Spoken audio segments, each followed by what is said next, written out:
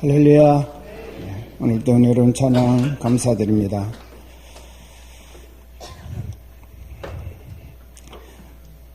지난 한 주간 동안 여러분의 기도 가운데 대전에 있는 한수만교회 부흥집회를 은혜 가운데 잘 마쳤습니다. 특별히 제가 염려한 것은 매일 세 차례의 집회, 거기는 정말 옛날 스타일로 부흥회를 하고 있더라고요. 큰 북 갖다 놓고 북쳐가면서 부흥회를 하는데, 그래서,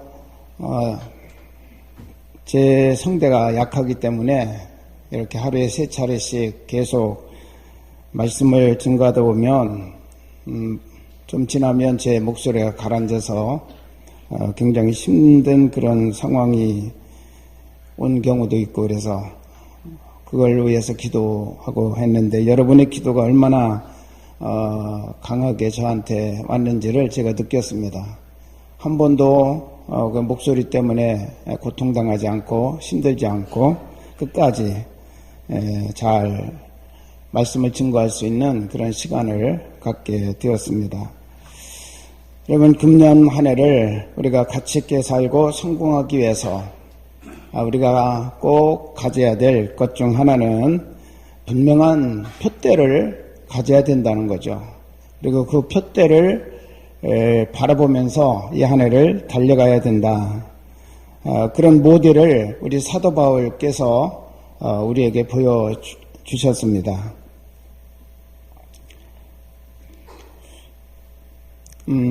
제가 2018년 그렇게 자주 썼더니 그곳 장로님 한 분이 식사 시간에 그렇게 말씀하시더라고요. 목사님, 2018년을 잘 사용하셔야 됩니다. 잘못 사용하면 2000에 살고 있는 사람이나 또 2000에 특별히 2000 출신 여자들이 들으면 욕으로 들릴 수도 있습니다. 그래서 2018년 그렇게 쓰래요. 그래서 하나 배워가지고, 제가 그럼 조심하겠습니다. 우리 사도 바울은 오늘 14절에 보면 표대를 향하여 그리스도 예수 안에서 하나님에 의해서 부르신 부름의 상을 위하여 달려가노라 라고 그가 고백하고 있습니다. 여러분이 표대가 무엇일까요? 사도 바울은 이 표대는 바로 예수 그리스도라고 그렇게 그가 말하고 있습니다. 우리 모든 성도들은 그리스도 안에서 이루어지는 삶을 살아가야 합니다. 그래서 사도 바울은 표대를 향하여 달려가노라 라고 그렇게 표현을 했는데, 그러면서 그는 이렇게 표현합니다. 사도 바울께서 나는 예수님께 붙잡힌 인생이다 라고 말하고 있습니다. 그래서 그가 언제 예수님께 붙잡혔나요? 그는 죄인으로 있을 때, 또 박해자로 있는 상태에서 그리스도인들을 찾아서 색출해가지고 엄벌에 처하려고 다메섹이라고 하는, 지금 말하면 다마스커스라고 하는 그 도시로 군인들을 거느리고 가다가 그 노상에서 찾아오신 예수님을 만나게 되었고, 그 만난 예수님에 의해서 그는 평생을 붙잡힌 인생을 살았습니다. 주님과 함께 주님을 따라서, 그리고 주님의 말씀을 증거하는 일에 헌신하면서 평생 주님께 붙잡힌 인생을 살게 되었노라고 이와 같이 그가 지금 고백하고 있습니다. 여러분은 언제 우리 예수님께 잡혔습니까? 정말 우리가 예수님께 잡혔다라고는 이 표현이 굉장히 저한테는 큰 감동으로, 오늘 말씀을 다시 묵상하면서 감동으로 다가왔습니다.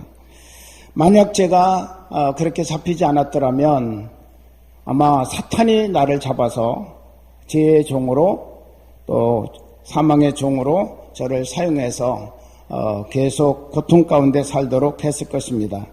여러분, 예수님께 잡힌 인생이 되었음을 감사하시기를 바랍니다. 우리 성경을 보면 제단에다가 제물을 올려놓는데, 그 구약 시대죠. 제물을 올려놓을 때 그 제물을 갈고리로 다 그 고개를 꿰가지고 제단 뿔에다가 잡아매는 그런 일이 있었습니다. 왜 그러냐? 이게 밑에서 불이 올라서 이제 제물을 태우는데 이게 터지면서 이 제물 살이 터지면서 튀어나간대요. 그래서 제단 밖으로 튀어나가 버리는 거예요. 그럼 제물이 될 수가 없어요. 그거는 제단 안에 있을 때만이 제물이지 제단 밖으로 나가면 제물이 될 수가 없습니다. 그래서 구약 시대에도 제사를 드릴 때 항상 그 제물이 제단 안에서 온전한 제물이 될 수 있도록 하기 위해서 갈고리로 올려드린 그 제사의 제물을 꼭꼭 붙잡아내는 그런 모습들을 우리에게 보여주고 있습니다. 그것은 꼭 제사장들이 지켜야 될 그런 의무 가운데 하나였습니다. 제사를 드릴 때, 제물을 바칠 때 꼭 그 제물로 사용하는 고기는 갈고리로 꿰어서 제단에 있는 뿔에다가 잡아매라 라고 그렇게 말씀하고 있어요. 여러분, 이 제물을 갈고리로 꿰어서 제단 뿔에 잡아매라고 하는 말씀은 바로 우리 그리스도의 말씀을 얘기하는 것입니다. 우리는 언제나 말씀에 붙잡혀 살아가야 됩니다. 우리가 하나님의 말씀에 붙잡혀 살지 아니하면 사탄이 언제나 우리를 우리의 욕망과 우리 개인의 어떤 생각과 또 세상적인 그런 유혹에 끌려가면서 살아가도록 우리를 유혹한다고 하는 사실, 거기에 우리는 넘어질 수밖에 없다는 사실, 그래서 제단 밖으로 튀어나갈 수밖에 없는 그런 존재라는 것이죠. 나에게 말씀을 주시고 또 우리 하나님께서 계속 성령의 감동을 주셔서 우리를 제단에 붙들어 앉혀 주신 것은 하나님의 은혜 가운데 살라고 하시는, 하나님의 자녀로 올바르게 살라고 하시는 하나님의 배려요, 하나님의 은총이라고 하는 사실, 이것을 꼭 기억하시고 우리가 감사해야 될 줄로 믿습니다. 표대를 향하여 라고 그렇게 사도 바울은 고백합니다. 이 말은 표대를 똑바로 쳐다보고 라고는 그런 뜻입니다. 예수님을 표대로 삼았다면 그분을 집중해서 바라보라고 하는 그런 말씀이죠. 표대이신 예수 그리스도만을 똑바로 바라보고 그리고 살아가면서 시선을 예수님에게서 떼지 않는 그런 자세, 그것이 바로 표대를 바라보고 라고 하는 그 의미입니다. 예수님을 바라본다는 것은 눈으로 예수님을 바라보고 귀로는 예수님의 말씀을 듣고 입으로는 예수님의 말씀을 전하고 마음으로는 예수님을 느끼고 머리로는 예수님의 지혜로 생각하는 전인격적인 교제를 의미하고 있는 것입니다. 기독교의 고전 소설 찰스 스웰더라고 하는 분이 쓴 In His Steps라고 하는 소설이 있습니다. 우리 한글판 번역은 예수님이라면 어떻게 하실까? 라고 하는 책이죠. 이 책에는 예수님이라면 어떻게 하실까? 라고 하는 생각 속에서 살게 된 사람들이 어떻게 변화가 되어졌는지 그 변화된 놀라운 삶의 이야기들을 우리에게 전해주고 있습니다. 예수님을 바라보는 자의 삶, 그 삶은 바로 예수님이라면 어떻게 하실까? 내가 당한 이 상황, 내가 겪고 있는 이런 문제, 내가 지금 당하고 있는 여러 가지 형편, 이런 것들을 우리가 겪으면서 과연 예수님이라면 이런 상황에서 어떻게 하셨을까? 그거를 깊이 생각하고 예수님을 닮아가는 거예요.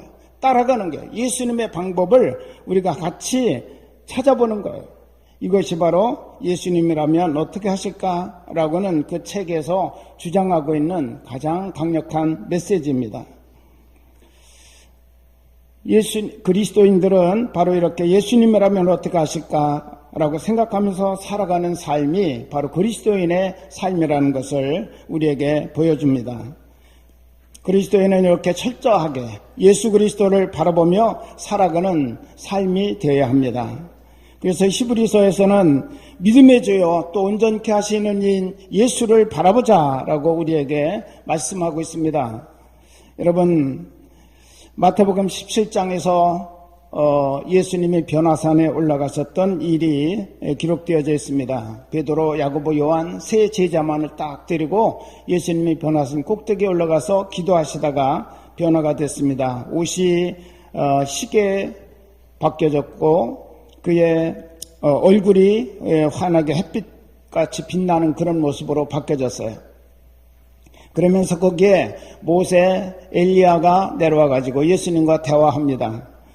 베드로가 너무 황홀해서 주여 내가 여기 있는 것이 좋사오니 내가 초막셋을 지게 해 주시옵소서. 그래서 하나는 주님을 위해서, 하나는 모세를 위해서, 하나는 엘리야를 위해서 저희들이 초막을 짓겠습니다. 그랬더니 갑자기 구름이 몰려와서 그 세 분을 덮었습니다. 모든 제자들이 들어와서 엎드렸는데 그때 하나님의 음성이 들려왔습니다. 이는 내 사랑하는 아들이니 내 사랑하는 아들이니 너희는 저의 말을 들으라 라고 하는 그 음성이 들려왔습니다. 그래 예수님이 그때 나오셔서 그들을 만지시면서 두려워하지 말고 일어나라 라고 말씀하십니다. 쳐다봤더니 모세 엘리야는 간 곳 없고 오직 예수님만 보였다라고 그렇게 기록되어져 있습니다. 할렐루야.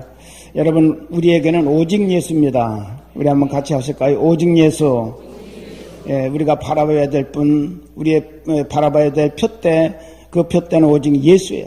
그 오직 예수의 표대가 확실하게 될 때 여러분의 삶에 놀라우신 하나님의 은총과 축복의 삶이 이루어지게 될 줄로 믿습니다. 두 번째로 사도 바울을 통해서 우리에게 주시는 말씀은 나의 믿음이 계속 성장하기로 결심해야 된다는 거예요. 우리의 표대는 예수이고 두 번째는 나의 믿음이 계속 성장하기를 결심하라 라고 말씀하십니다. 사도 바울은 전진하는 믿음의 결심을 우리에게 고백하고 있음을 보여줍니다. 12절에 보니까 내가 이미 얻었다고 하는 것도 아니고 온전하게 이루었다 하는 것도 아니다. 오직 내가 그리스도 예수께 잡힌 바 된 그것을 잡으려고 달려가노라 라고 그가 고백하고 있고 13절에서도 나는 아직 내가 잡은 줄로 여기지 아니하고 오직 한 일, 즉 뒤에 있는 것 다 잊어버리고 앞에 있는 것을 잡으려고 라고 그렇게 그가 고백합니다. 사도 바울은 지금 모든 것 다 이루었고 성취했다라고 말하지 않습니다. 계속 전진하면서 성장하는 믿음을 말씀하고 계십니다. 자라가는 믿음은 아름답습니다. 성장하는 믿음 속에 생명의 역사가 있습니다. 역동적인 능력이 그 믿음 속에서 우리에게 나타난다는 사실을 잊지 마시기를 바랍니다. 성장을 멈췄다. 그거는 끝이 났다는 거예요. 성장하지 못하는 것은 바로 죽음을 뜻하는 것입니다. 나는 이미 다 됐어. 더 이상 배울 것도 없고 더 이상 뭐 할 것도 없어. 그거는 끝이에요. 끝. 더 이상 소망이 없습니다. 사도 바울은 지금 60이 넘은 70고개를 향해서 달려가는 그런 상황에서 거의 죽음을 앞에 놓고 고백한 그런 고백인데도 불구하고 나는 이미 얻은 것도 없고 이룬 것도 없다. 나는 지금도 계속 달려가는 중이다. 표대를 향해서. 여러분이 얼마나 멋있는 그런 삶의 자세입니까?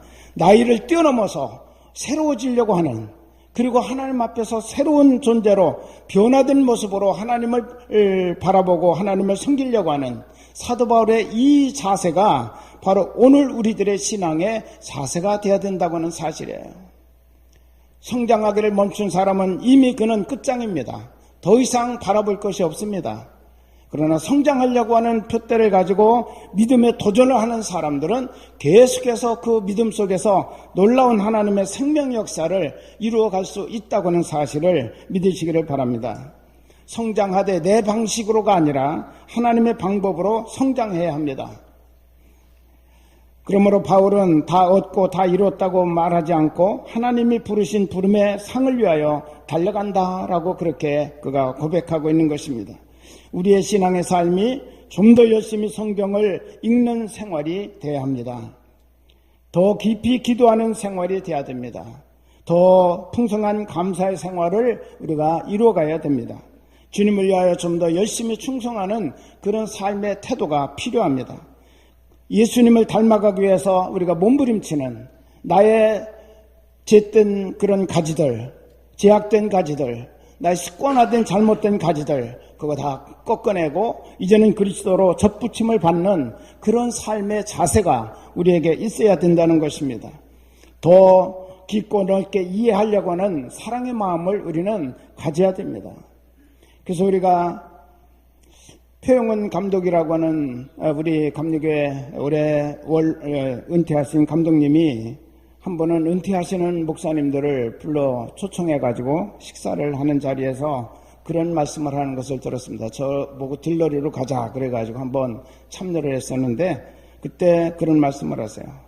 이제 은퇴하시면 그 나이가 되면 여러분 이제는 거칠 것이 없어야 됩니다. 마음의 걸림돌을 없애십시오.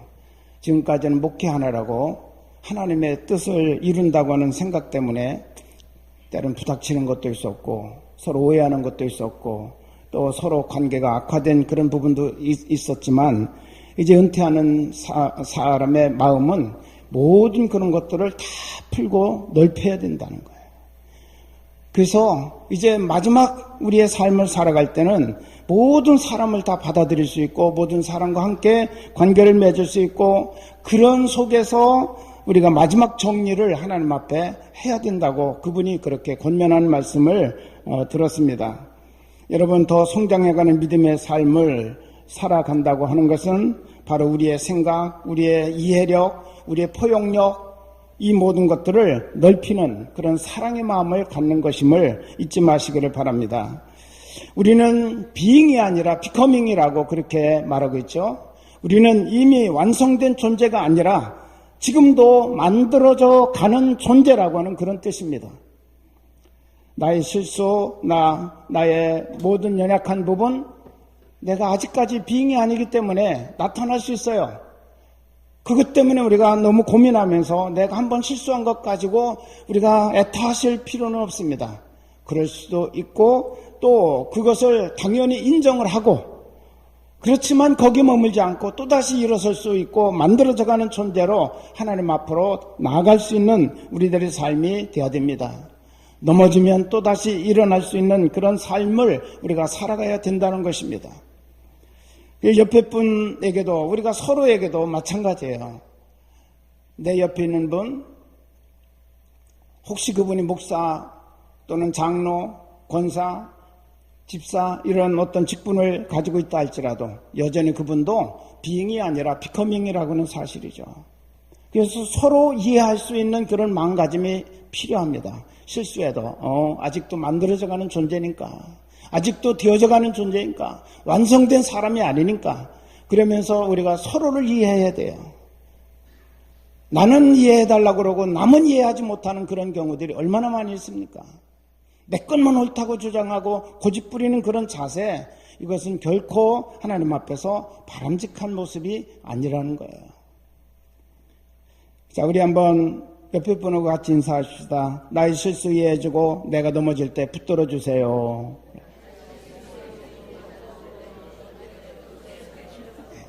네. 여러분 그럴 만한 이제 마음의 여유가 생겼죠? 네. 그래서 서로 그것 때문에 마음에 상처가 생기면 안 돼요. 또 여러분 나무를 잘 보십시오. 나무. 가시가 돋친 나무는 곱게 자라는 나무가 없고 크게 자라는 나무가 없고 잘 자라는 나무가 하나도 없어요. 나무를 잘 보시면 가시가 달려있는 나무들은 언제나 삐뚤어지거나 잘 자라지 못하거나 크게 자라지 못합니다. 우리 마음에 가시가 돋쳐 있으면 올바르고 곧은 그런 신앙의 삶으로 큰 신앙으로 설 수가 없다는 거예요. 여러분 마음속에 가시를 제거하시기를 주의 이름으로 축원합니다. 그래야 우리가 잘 자랄 수 있습니다. 그리고 크게 큰 믿음의 사람으로 되어서 하나님 앞에 정말 큰 축복을 받는 그런 믿음을 우리가 만들어갈 수 있다고 하는 사실을 기억하시기를 바랍니다. 사람들은 인생관에 따라서 세 부류의 사람으로 구분할 수가 있는데 첫째는 과거 지향형의 인생관을 가지고 있는 사람이 있습니다. 지난날의 추억, 화려했던 것 또는 그 반대로 지난날에 당했던 아픔이나 패배, 상처 이런 곳에만 집착하는 그런 사람들이 있어요.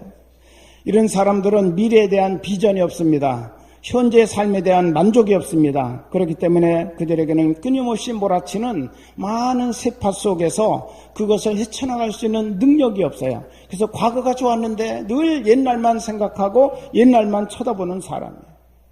현실에 설 수가 없어요. 그래서. 두 번째는 현재 지향형 인생관을 가진 사람들이 있습니다. 하루하루 주어진 삶에 최선을 다합니다. 과거 지향적인 사람보다 적극적으로 보이기는 하지만 여전히 변화를 만들어내지는 못하고 큰 만족이나 큰 의미를 찾아 살 수 없습니다. 세 번째는 미래지향형 인생관을 가진 사람들인데 미래의 목표를 두고 그 목표를 향하여 부단히 변화를 만들어 갑니다. 그곳에 고통이 있고 또 어려움이 있을지라도 그들은 생명력을 드러내게 되어져 있습니다. 왜냐하면 변화와 성장이 있기 때문에 그렇습니다. 여러분, 새해에는 변화와 함께 성장하는 믿음의 삶을 이루어가는 한 해가 되시기를 바랍니다. 믿음이 성장하면 모든 삶의 과정에 행여 힘들다 할지라도 기쁨과 감사로 승리하는 승리자로서의 삶을 살게 될 것입니다. 오늘의 고난과 역경은 우리를 성장시키기 위한 하나님의 뜻임을 알아야 합니다. 하나님의 뜻에 따라 성장하려고 하는 믿음의 결심이 우리에게 있어야 됩니다. 때로는 그 길, 하나님이 만들어주신 그 길 따라가려면 때로는 고통과 힘든 일이 있어요. 왜? 내 삶의 습관 속에는 하나님의 뜻과 거슬리는 것들이 많은데 하나님의 뜻대로 우리가 성장해 나가려면 그거 끊어내야 되거든요. 아픔이 있고 고통이 있습니다.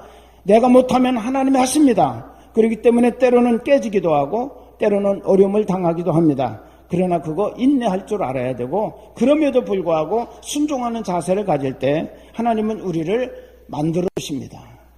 하나님의 사람으로 만들어 주시고 하나님의 은혜와 축복을 담는 그릇으로 우리를 만들어 쓰신다는 사실을 믿으시기 바랍니다. 그 고통스럽고 귀찮다고 해서 우리가 말씀에 불순종하게 되면 나는 영원히 하나님의 은혜와 복을 담을 수 없는 그런 그릇으로 전락할 수밖에 없어요. 여러분은 모두가 다 예수님께 붙잡힌 인생 아닙니까? 사도 바울만 붙잡힌 인생이 아니라 우리 모두가 다 예수님께 붙잡힌 인생이에요. 주님의 뜻과 주님의 목적과 주님의 계획을 가지고 우리를 많은 사람들 가운데 불러내시고 택하셔서 우리를 주님의 그 권능의 손으로 붙잡아 주셨어요. 예수님이 붙잡아 주셨다면 이제는 예수님의 뜻을 이룰 수 있는 그런 그릇으로 우리가 만들어져야 되는 거죠. 그게 믿음의 성장이고 우리의 변화입니다. 그럴 때 우리 하나님께서 우리를 쓰시면서 하나님의 영광을 우리의 그릇 속에 담아주십니다. 하나님의 영광이 떠나면 이 땅 위에 고통과 슬픔과 패배밖에 없습니다. 엘리 시대에 엘리의 두 아들 제사장들이 제사장이면서도 예배를 제대로 예배답게 드리지 못하는 거예요. 제사를 제대로 제사답게 드리지 못하는 거예요. 그래서 우리 하나님이 여러 번 책망하시면서 기회를 주었습니다. 그런데 그들이 바꿀 생각을 하지 않습니다. 자기들 고집대로 자기 생각대로 제사를 드리고 예배를 드리는 거예요. 그때 우리 하나님께서 블레셋과의 전투에서 그 두 아들을 죽게 하십니다. 하나님의 법궤를 뺏깁니다. 엘리가 그 충격으로 세상 넘어져서 목이 부러져 세상을 떠납니다. 그 며느리가 임신해 있었는데 갑자기 그런 충격적인 소식을 받고 산통이 오면서 족이 조산을 했습니다. 그 산모가 아들이다 그랬는데 아이에 대한 관심이 없어요. 이 산모가 너무 힘들고 어려우니까 이가봇이라고 그가 그렇게 불렀습니다. 그 아이의 이름을 이가봇이라는 거예요. 그건 뭐냐? 하나님의 영광이 떠났다라는 것입니다. 하나님의 영광이 떠나니까 이런 가정적으로 가정이 깨지고 전쟁에 패하고 모든 인생들이 슬픔으로 전락하는 그런 것을 우리에게 경험하게 하셨습니다. 여러분, 하나님의 영광이 내 인생 가운데 우리 가정에 충만해야 됩니다. 하나님의 영광이 충만하면 거기에 주님의 축복이 따라옵니다. 승리가 있습니다. 주님께서 함께 하시는 놀라운 능력이 있다는 사실입니다. 우리는 절대로 우리 인생에 이가봇이라는 단어가 있어서는 안 됩니다. 하나님의 영광이 떠났다는 말은 하나님이 떠났다는 거예요. 하나님이 떠나면 우리의 인생은 절대로 설 수가 없습니다. 주님께 잡힌받은 인생으로 살아가야 됩니다. 그럴 때 하나님께서 우리에게 하나님의 영광을 부어주십니다. 그 영광이 있을 때 우리에게는 놀라운 은혜와 축복과 승리가 있다는 사실을 믿으시기를 바랍니다. 세 번째로 사도 바울은 종말적 의식을 가지고 살아가는 그런 삶을 우리에게 권면합니다. 하나님이 위에서 부르신 부름의 상을 위하여 달려가노라 라고 그가 고백했는데 위에서 부르신 부름의 상은 우리에게 종말의 심판을 말해주고 있는 것입니다. 우리 인생을 다 달려갔을 때, 또 역사가 끝났을 때 우리는 하나님 앞에서 상에 대한 심판을 받게 될 것입니다. 구원 문제에 대한 심판은 이제 지옥이냐 천국이냐 그 심판은 우리는 벗어나지만 상급에 대한 심판을 받게 될 거예요. 내가 부름에 대해서 내가 붙잡아 너를 내 사람으로 세우는데 그 삶을 얼마나 내가 달려왔느냐, 거기에 대한 상의 문제가 결정될 것입니다. 이거는 바로 종말적인 심판을 의미합니다. 만약 나의 인생이 오늘 끝난다면 여러분 한번 생각해 보십시오. 내가 하나님 앞에 오늘 선다. 내가 하나님으로부터 어떻게 평가될 것인가? 나의 인생이 금년에 끝난다면 내가 이 한 해 동안 어떻게 살아갈 것인가? 우리가 언제나 이것을 생각하며 살라는 거예요. 누가복음 13장 예수님의 비유 속에 포도원 주인은 열매 맺지 못하는 무화과 나무를 찍어버리라고 했습니다. 3년 동안 열매를 기다렸지만 열매가 없다는 것이죠. 과운지기는 주인에게 간청합니다. 주인이여, 금년에도 그대로 두소서. 내가 두릅하고 거름을 줄이니 이후에 만일 실과가 열면 좋거니와 그렇지 않으면 찍어버리소서. 여러분, 금년이 하나님께서 우리에게 주신 마지막 한 해라면 우리의 삶의 태도는 얼마나 심각한 것입니까? 우리의 시간, 우리의 지혜, 우리의 능력, 우리의 물질, 이 모든 것을 금년이 마지막인 것처럼 종말의식을 가지고 하나님의 영광을 위해서 사용하며 살아가는 우리가 되어야 될 줄로 믿습니다. 종말의식이 사라지면 우리의 거룩한 긴장감이 풀어지기 때문에 결국 범죄하게 되고 우리 인생에 대한 무책임한 태도를 갖고 살아갈 수밖에 없습니다. 종말의식이 있으면 언제나 우리는 거룩한 긴장감을 갖습니다. 하나님 앞에 내가 어떻게 살아야지? 하나님 앞에 내가 정말 어떻게 서야지? 언제나 이런 마음을 가지고 우리가 살기 때문에 바른 판단, 바른 결단, 바른 행동을 할 수 있습니다. 헨리 포드라고 하는 분은 사람들이 바쁘다 하면서 이런 삶을 산다라고 지적을 해준 그런 내용이 있습니다. 그분은 이렇게 지적했습니다. 사람이 바쁘다고 하면서도 그들은 시간과 노력을 하찮은 것에 써버립니다. 그들은 전화를 지나치게 걸며 오래 겁니다. 그들은 방문을 지나치게 하며 쓸데없이 오랜 시간을 보냅니다. 그들은 필요량의 3배나 되는 긴 편지를 씁니다. 그들은 하찮은 일에 사로잡혀 소중한 일을 게을리합니다. 그들은 지식도 영감도 주지 못하는 책을 많이 읽습니다. 그들은 자주 놀면서 오랜 시간을 보냅니다. 그들은 아무 쓸데없는 사람들과 장시간 시간을 보냅니다. 그들은 광고를 처음부터 끝까지 읽습니다. 그들은 멍하니 서 있습니다. 그들은 쓸만하지 못하고 가치가 없는 일에 시간을 지나치게 많이 사용합니다. 그러면서 바쁘다고 계속한다는 거예요. 그래서 주님은 사도 바울을 통해서 이렇게 말씀합니다. 세월을 아끼라, 때가 악하니라. 그러므로 어리석은 자가 되지 말고 오직 주의 뜻이 무엇인가 이해하라. 여러분, 우리 하나님께서 우리의 생애를 금년 한 해 더 주신 것이라면 이 한 해를 어떻게 보낼까를 우리가 생각해야 됩니다. 축구 전문가들의 말에 의하면 축구 경기를 분석해 보았더니 시작 5분, 마지막 종료 전 5분, 이때 올린 점수가 나머지 시간은 전체 시간에 얻은 점수보다 훨씬 골을 많이 넣었더라는 거예요. 처음 시작 5분, 마지막 5분. 처음 시작은 아직 이게 적응이 안 돼서 막 적응하는 시간인데 그런 때 기회가 온다는 거죠. 또 마지막 시간에 이제 거의 다 끝났구나. 사람들이 긴장을 늦추고 있을 때 바로 그때가 기회라는 거죠. 그래서 골 넣은 것을 다 분석해 보니까 처음 5분과 마지막 5분에 넣은 골이 그 나머지 시간에 넣은 골보다 더 많더라는 거예요. 오늘 이것이 마지막 기회다, 이것이 내 생의 마지막 해다 라고 생각하는 사람은 이전의 삶과 전혀 다른 삶, 하나님께 영광을 돌리는 삶을 살아가게 될 줄로 믿습니다. 종말의식으로 살아가는 사람은 똑같은 한 해의 시간을 보내면서도 질적인 시간으로 그 한 해를 간직하게 될 것입니다. 금년을 마지막처럼 살겠다는 종말의식으로 이 한 해를 더욱 축복된 한 해로 간직하는 저와 여러분이 될 수 있기를 우리 주님의 이름으로 축복합니다. 기도하겠습니다.